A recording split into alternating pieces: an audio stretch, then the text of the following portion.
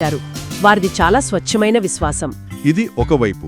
మరోవైపు సుదూర తూర్పు దేశం నుండి ప్రయాణించి వచ్చిన జ్ఞానులు ఉన్నారు. అవును, వాళ్ళు ఆకాశంలో ఒక ప్రత్యేక నక్షత్రాన్ని అనుసరించి వచ్చారు. వాళ్ల ప్రయాణంలో హేరోదు రాజును కలిశారు. అవును, అక్కడే కథ మరో మలుపు తీసుకుంటుంది. హేరోదు చాలా క్రూరుడు.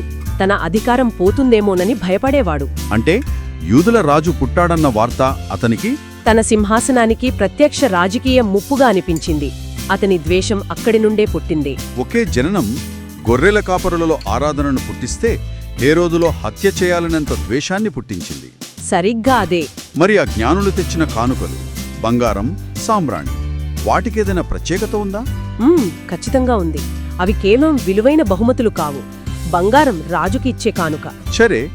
సాంబ్రాణి దేవుణ్ణి ఆరాధించడానికి వాడతారు. అది ఆయన దైవత్వాన్ని సూచిస్తుంది. ఇక మూడవది బోళమా. అవును, దాన్ని మరణించిన వారి దేహాలకు పూసేవారు. అది ఆయన భవిష్యత్తులో చేయబోయే త్యాగానికి ఒక సూచన.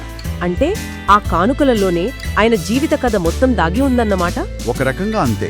మొత్తం మీద ఈ కథనం దైవిక ప్రకటనలకు మానవ స్పందనలు ఎంత విభిన్నంగా ఉంటాయో చూపిస్తుంది.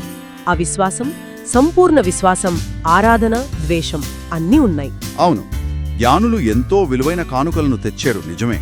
కానీ మూల గ్రంథం ప్రకారం వారు అర్పించిన వాటన్నిట్లో అత్యంత శ్రేష్టమైనవి వారి హృదయాలు, వారి ఆరాధన. ఆ భౌతిక వస్తువుల కన్నా వారి ప్రయాణం, వారి అన్వేషణే గొప్ప కానుకన్నమాట. అదే ఇది శ్రోతలు ఆలోచించడానికి ఒక మంచి పాయింట్.